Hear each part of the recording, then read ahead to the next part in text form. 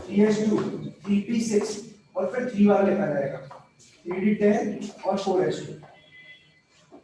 देखो बेटा मरकरी का लिखो, मरकरी 80 का लिख के दिखाना मुझे, मरकरी 80 का।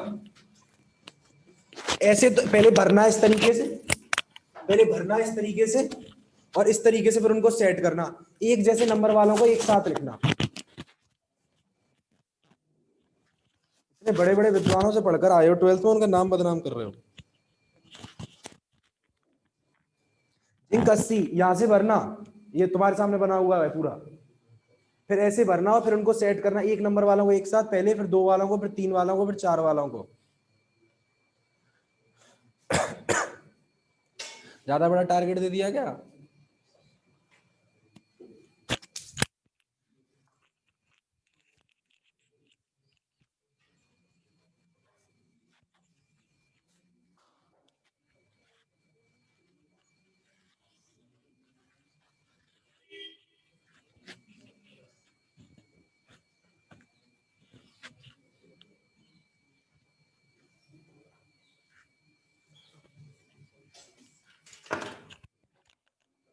नहीं बरा, मैं बोलना शुरू करूं?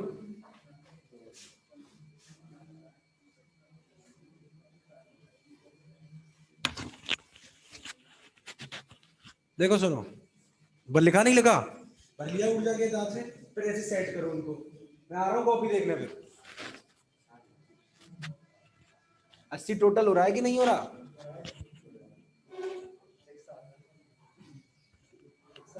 पता क्या आ रहा है?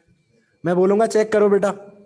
देखो 1s2 2s2 2p6 3s2 3p6 4s2 3d10 4p6 5s2 4d10 5p6 6s2 4f 14 और 5d।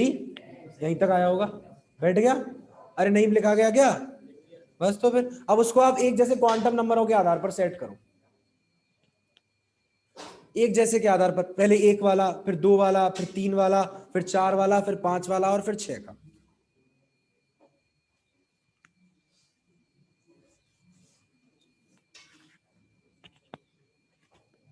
कितना आ गया?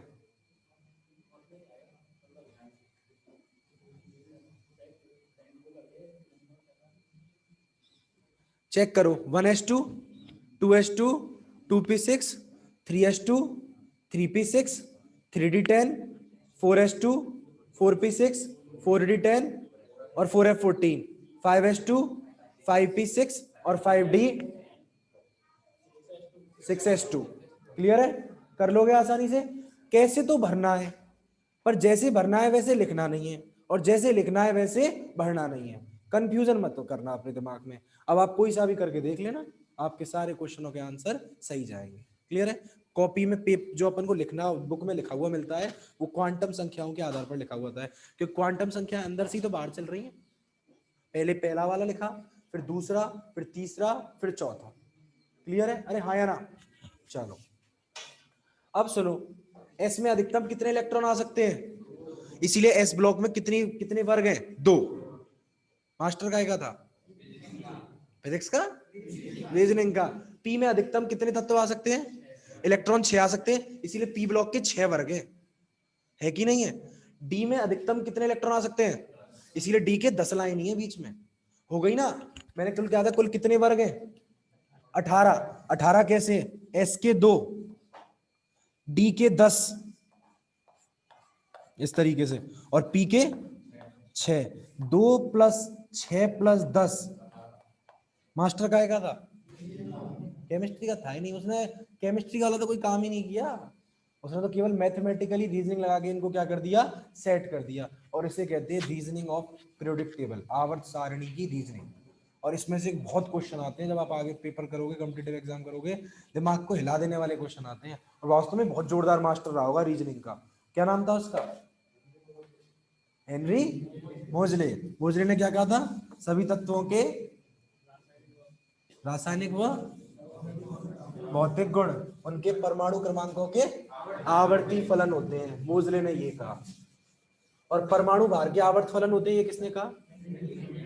हेनरी मेडलिफ ने। बस यही गलती हो गई उससे। क्लियर है यहाँ तक की बात? ये सब चीजें 11th क्लास में थी कि नहीं थी? अब क्या बेटा ये आपको और मुझे शोभा देती है कि 11th क्लास की चीजों को हम कहाँ पर पढ़े? बीएससी प्रथम वर्ष में।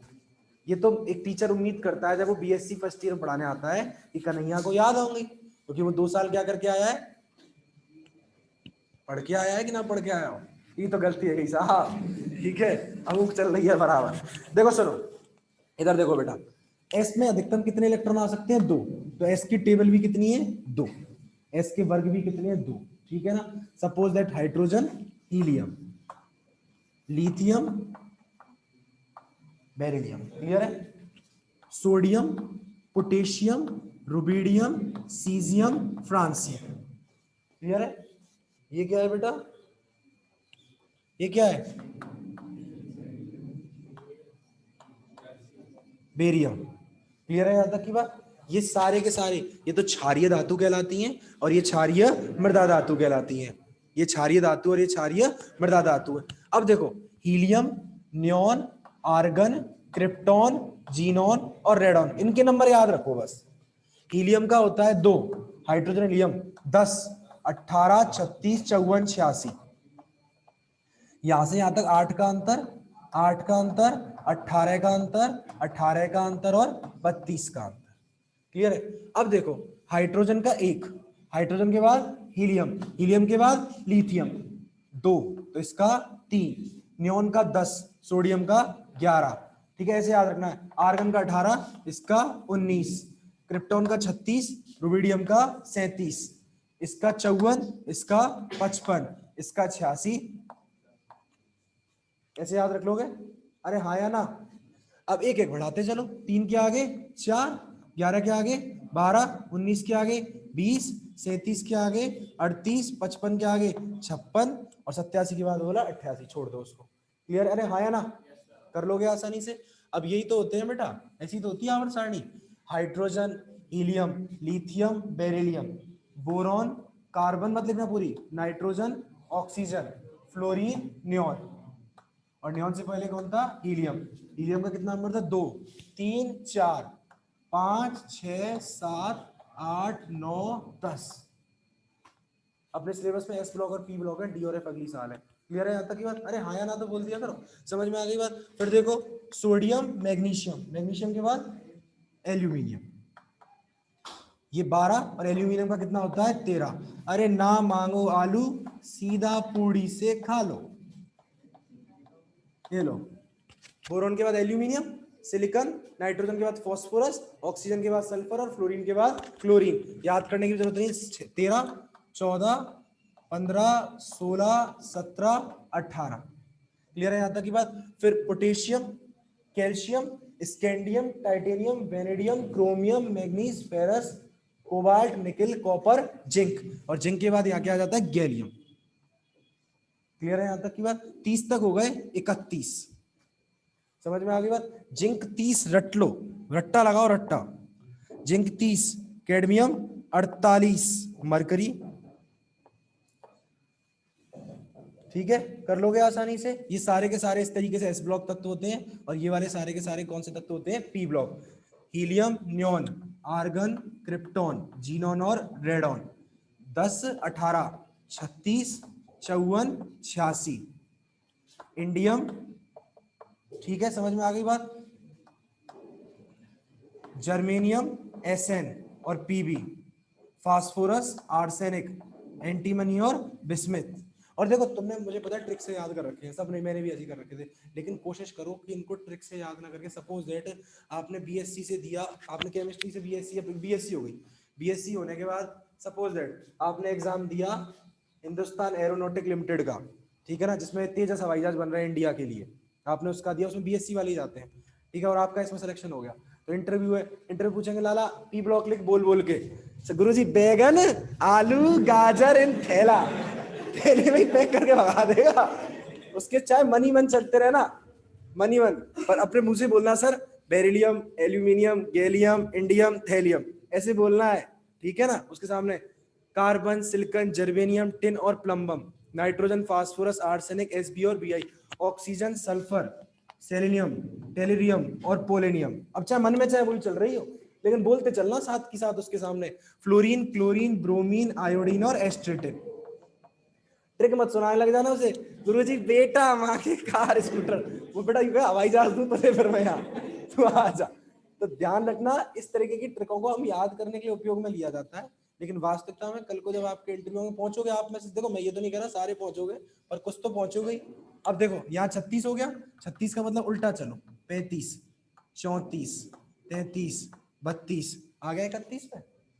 अब वही 54, आयोडीन 53, 52, 51, 50 और 49।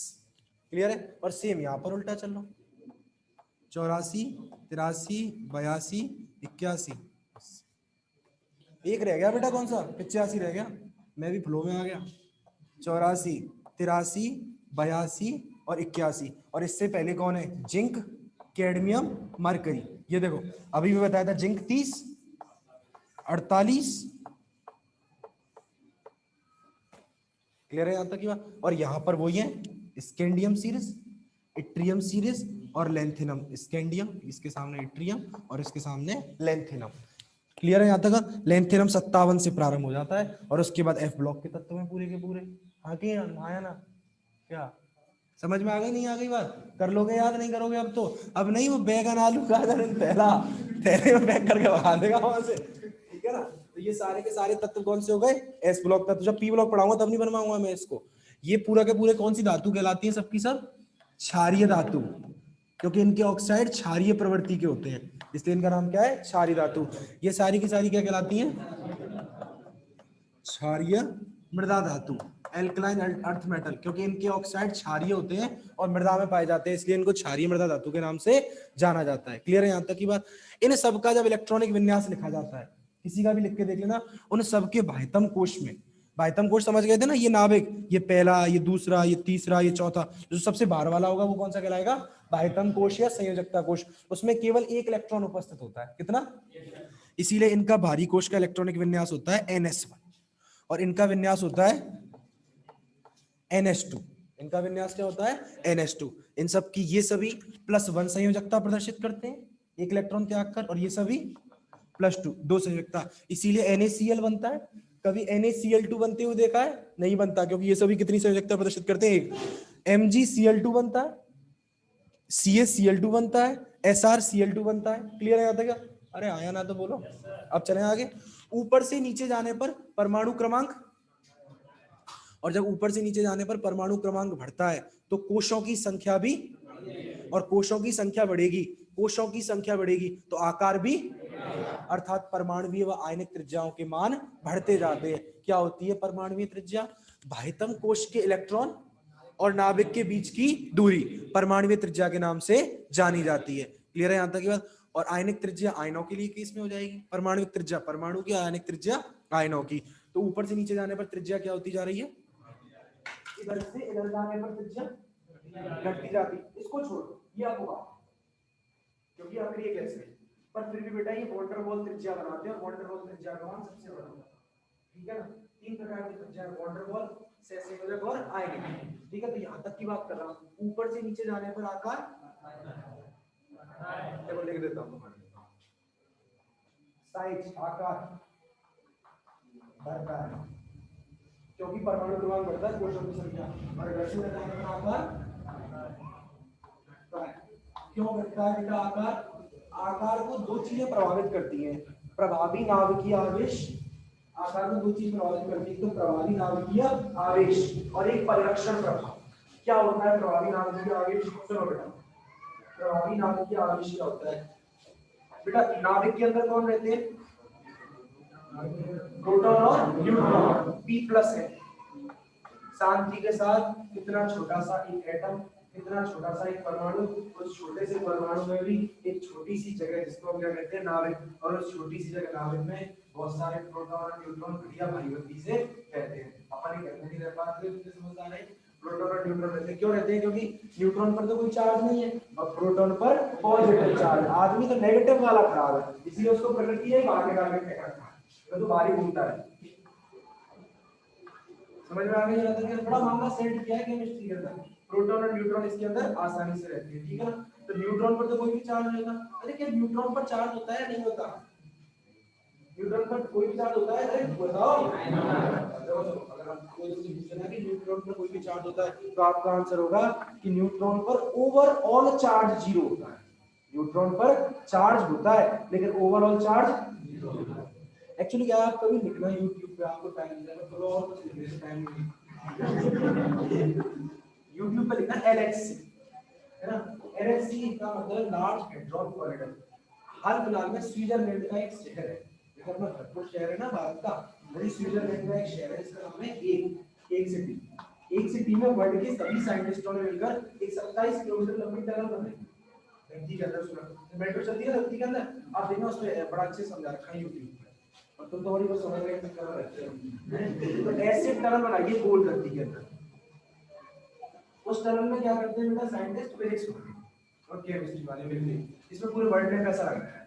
इसमें क्या करते हैं वो पार्टिकल्स को जनरेट करते हैं, छोटे छोटे पार्टिकल्स, और पार्टिकल्स को जनरेट करके इधर भेजता है बहुत एक्सेलरेट करके, त्वरित करके, और इधर भेजा जाता है त्वरित करके।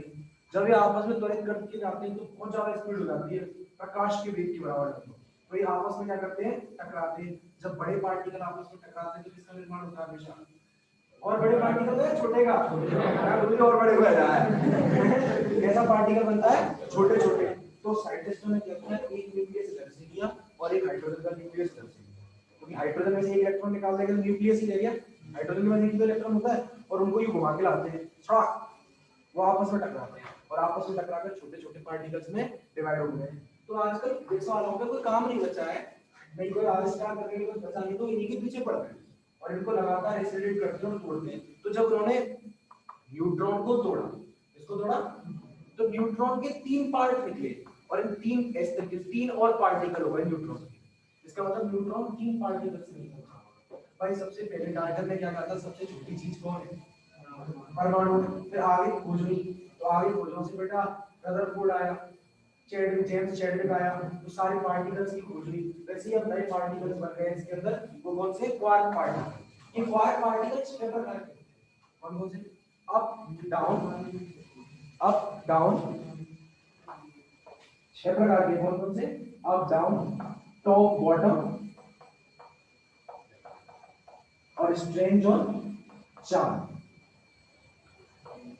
अब तो मतलब इवन साइंटिस्ट ने बेटा ग्रेविटेशनल फोर्स, भाई ग्रेविटेशनल फोर्स लग रही है तो उस फोर्स के लिए कोई ना कोई पार्टिकल, कोई ना कोई कण तो जिम्मेदार होगा ही। भाई कोई ना कोई फोर्स जरूरी, देखो हवा में भी फोर्स है, लेकिन हवा में दिखाई तो नहीं देती ना, कितनी तेज फोर्स है हवा के अंदर बेटा, कि कई देशों में पूरी की पूरी लाइट किससे बन रही है? हवा से बन रही है, विंड एनर्जी बन रही है बेटा पूरी की पूरी। सोचो कितनी फोर्स है, पर दिखाई थोड़ी देते हैं वो पार्टिकल। एक तो वही वाली बात, साइंस का स्टूडेंट हर चीज को देखने का प्रयास करे, हर चीज को क्या करने का प्रयास करे? इमेजिनेशन, कल्पना करने का प्रयास करे। आर्ट के स्टूडेंट भी करने का, गुरुजी कहाँ है, उनकी नदी कहाँ है? अच्छा ये कह रही, आप ठीक है विश्वास है, आवाज में कह रही है, दिखाई दे रही है। गुरुजी चेतक कहाँ है? ये मूर्ति लग रही चेतक, देख ये वाली कंडीशन अपने अंदर जनरेट करनी होती है। क्लियर है ना? अपने अंदर कौन सी पावर होनी चाहिए? इमेजिनेशन। जितना ज्यादा हम इमेजिनेशन करेंगे, कल्पना शक्ति का उपयोग करेंगे, क्वेश्चन हमारे उतने ज्यादा क्या होंगे? समझ में आ रहा है? जैसे इलेक्ट्रॉनों के भाव को क्या कहते हैं? करंट कहते हैं। अब तो आर्ट वाले से बोलते बेटा इसमें इलेक्ट्रॉन कहाँ है गुरुजी? देख हाथ रख दे, एहसास होगा। तो साइंस एहसास दिलाती है बेटा, साइंस होती नहीं है, दिखती नहीं है। साइंस क्या दिलाती है? फीलिंग देती है। यहाँ भी तो फीलिंग एक बार में, फिर मालूम है इलेक्ट्रॉन जो तो समझ देखो, तो उन्होंने इसको तोड़ दिया, तो तोड़ा तो 6 क्वार्क पार्टिकल, 6 टाइप के क्वार्क पार्टिकल्स होते हैं, up down, top bottom, strange और चार्ज। तो इनमें से 2 तो अप होते हैं और एक कौन सा होता है? डाउन। एक अप पे वैल्यू यू और D, you for up, D for down. अब हिंदी में याद करना, अप मतलब ऊपर और डाउन मतलब नीचे से, ऐसे नहीं करना। अप की वैल्यू होती है -1/3, दूसरे की -1/3, और डाउन की वैल्यू होती है +2/3। -1/3 -1/3 और -2/3 +2/3 कैंसिल कर देता है 0। तो प्रोटॉन पर न्यूट्रॉन पर ओवरऑल वैल्यू तो क्या होती है? 0, लेकिन लास्ट वैल्यू क्या होती है? अंदर जिसको तोड़ते तो कुछ ना कुछ वैल्यू इसमें निकलती है। ठीक है, एमआरआई सुनिए, एमआरआई, एमआरआई नहीं सुना वर्ड? क्या बोल रहा है? Magnetic resonance imaging. एमआरआई इसी पर काम करती है, हमारी शरीर की पूरी 3rd ईयर में तुम्हारे भाई आज के डेट में एल्टीट्यूड जानते हैं सबसे पहले क्या करना चाहते हैं, ये तो पता है चलो, ये एक्सरे भी नहीं पता, सबसे पहले अगर ये नहीं पता तो इसका मतलब आप समाज से बहुत दूर हो, स्थिति बहुत खराब है, हमारा अंत समय प्रारंभ हो चुका है। एल्टीट्यूड जानते डॉक्टर क्या कराने कहता है, जाओ कन्हैया जाके बेटा एक्सरे कराने आओ, एक्सरे में रिपोर्ट नहीं आती तो कहता है सीटी स्कैन कराओ, और जब सबसे ज्यादा दिक्कत आती है नहीं पता चलता तो किसको भेजता है, 9-10 करोड़ रुपए की मशीन आती है, ऐसे थोड़ी 500 रुपए की कोई लगा दे और बैठ जैसे गाँव में शहरों में सब जगह मलेरिया की जांच कराएं 30 रुपए, टाइफाइड की जांच कराएं 20 रुपए, ऐसे थोड़ी है बेटा, 8-10 हजार रुपए में होती है हमारे, इसीलिए तो महंगी है, पूरी मशीन की देगी 10 करोड़ की, और इसी कंसेप्ट पे बेस है पूरी थर्ड ईयर में आपकी पूरी पूरी सिलेबस में एमआरआई की मशीन, ये एमआरआई जो एपरेटस है टेक्नोलॉजी है वो वर्क कैसे करती है, आखिर कैसे बनी है, 1954 का फिजिक्स का नोबेल प्राइज मिला है एफ ब्लॉक नाम के साइंटिस्ट को। तो इन सब चीजों से आंसर निकलते हैं, तो समझ गए ना, न्यूट्रॉन पर ओवरऑल चार्ज तो क्या होता है जीरो, लेकिन जब उसको तोड़ा तो उसके अंदर क्वार्क पार्टिकल्स पर कोई ना कोई चार्ज होता है। अब इन साइंटिस्टों को क्वार्क पार्टिकल मिल गए, अब ये पता दिन पर दिन क्वार्क पार्टिकलों की आपस में टक्कर कराने लगे, अब उन्होंने कहा क्वार्क की टक्कर का और छोटा पार्टिकल मिलेगा, ठीक है, और उस सबसे छोटे पार्टिकल में इन्होंने टक्कर कराई, इनको मिला एक छोटा पार्टिकल जिसका नाम है हिग्स बोसॉन। क्या नाम है? अरे अपने बोस नहीं है साइंटिस्ट, उनके सम्मान में उसका नाम रखा गया हिग्स बोसॉन, लेकिन इंडिया और उस हिग्स बोसॉन को आज तक केवल इमेजिनेशन में देखा गया है, वास्तविकता में उसके ऐड होने का नहीं पता चला है, इसीलिए उसको घोस्ट पार्टिकल के नाम से जाना जाता है। घोस्ट मतलब घोस्ट की घोस्ट, घोस्ट कौन होता है? मेहमान, और गेस्ट कौन सा? घोस्ट मेहमान है, गेस्ट मेहमान है? घोस्ट मतलब मेजबान, और गेस्ट मतलब, और घोस्ट मतलब, हाँ तो बेटा गेस्ट किसकी तरह होता है? घोस्ट की तरह दिखाई देता है, कब जाएगा, ठीक है, समझ में आ गया अंदर में। तो ओवरऑल चार्ज का ये वाली बात हो गई। अब सुनो, ऊपर से नीचे जाने पर आकार बढ़ता है, आकार के दो फैक्टर हो गए, कौन कौन से हो गए दो फैक्टर? एक तो बेटा ये वाला, ये तो प्रभावी नाभिक की आवेश, अंदर कौन है? प्रोटॉन, पी से प्रोटॉन और पी से पॉजिटिव चार्ज, प्रोटॉन पर पॉजिटिव चार्ज है, बाहर पर घूम रहे इलेक्ट्रॉन, पॉजिटिव चार्ज का नाभिक के प्रोटॉनों का बाह्यतम कोश के इलेक्ट्रॉनों पर लगने वाला आकर्षण, पॉजिटिव नेगेटिव को क्या करेगा? आकर्षित करेगा, लगने वाला आकर्षण बल ही प्रभावी नाभिक की आवेश कहलाता है। प्रभावी नाभिक की आवेश के कारण आकर्षण होगा, आकर्षण की वजह से एक दूसरे के पास आएंगे, आकार के मान में कमी होती है। गुड, वेरी गुड, समझ गए ना? तो प्रभावी नाभिक के आवेश के कारण आकार के मान में कमी होती है। दूसरा है परिरक्षण प्रभाव, बाह्यतम कोश के इलेक्ट्रॉनों पर आंतरिक कोश के इलेक्ट्रॉन, इस पर भी नेगेटिव और इस पर भी लगने वाला प्रतिकर्षण क्या कहलाता है?